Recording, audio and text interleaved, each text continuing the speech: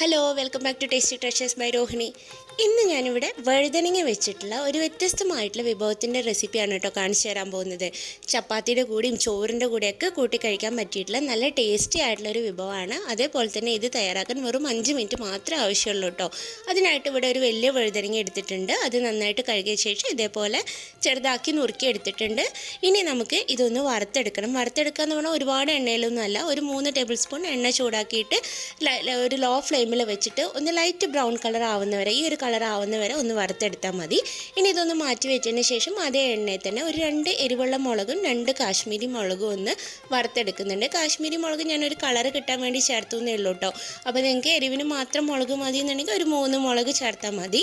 ഇനി ഇതൊന്ന് വറുത്തെടുത്തിട്ട് തണുക്കാനായിട്ട് വയ്ക്കാം. തണുത്ത ശേഷം കുറച്ച് ഉപ്പ് കൂടി ചേർത്തിട്ട് നമുക്കിതൊന്ന് പൊടിച്ചെടുക്കണം ആദ്യം.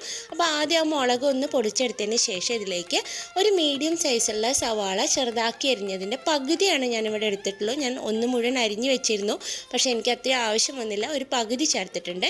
അതിൻ്റെ കൂടെ തന്നെ കുറച്ച് മല്ലിയില കൂടി ചേർത്തിട്ട് നന്നായിട്ടൊന്ന് ചതച്ചെടുക്കണം. അപ്പോൾ ഒരുപാട് മിനുസായിട്ടൊന്നും ചതച്ചെടുക്കണ്ട, ഈ ഒരു പാകത്തിൽ ചതച്ചെടുത്താൽ മതി.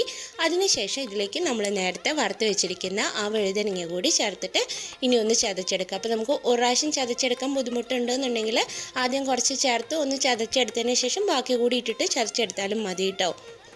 ഇതും അതേപോലെ തന്നെ ഒരുപാട് അങ്ങോട്ട് അരഞ്ഞു പോകുന്ന പോലെ ഒന്നും ആവണ്ട, ഈ ഒരു പാകത്തിലാണ് എപ്പോഴും നല്ലത്. അപ്പോൾ ഇത് നന്നായിട്ട് ചതച്ചെടുത്തിട്ടുണ്ട്. ഇനി ഇതൊരു പാത്രത്തിലേക്ക് മാറ്റിയതിന് ശേഷം ഒരു ചെറിയ നെല്ലിക്ക വലുപ്പത്തിലുള്ള പുളി ഇവിടെ പിഴിഞ്ഞു വെച്ചിട്ടുണ്ടായിരുന്നു. അതിൻ്റെ വെള്ളം കൂടി ഇതിലേക്ക് ചേർത്ത് കൊടുക്കാം.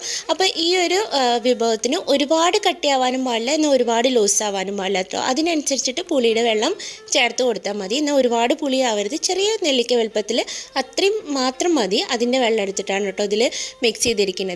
അതിനുശേഷം ഇതിലേക്ക് ഒരു 2 ടേബിൾ സ്പൂൺ നല്ലെണ്ണ നന്നായിട്ടൊന്ന് ചൂടാക്കിയ ശേഷം ഒഴിച്ചു കൊടുക്കുന്നുണ്ട് കേട്ടോ.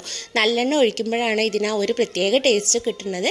അപ്പം നമ്മൾ ടേസ്റ്റി ആയിട്ടുള്ള ആ വഴുതനങ്ങ ചട്നി ഇവിടെ റെഡി ആയിട്ടുണ്ട്. ചൂട് ചോറിൻ്റെ കൂടെയും അതേപോലെ തന്നെ ചപ്പാത്തിയുടെ കൂടെയൊക്കെ കഴിക്കാൻ പറ്റും.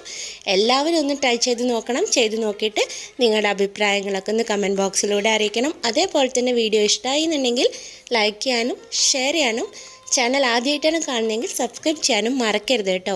അപ്പോൾ വീണ്ടും ഇതുപോലത്തെ നല്ല റെസിപ്പീസായിട്ട് കാണാം. താങ്ക്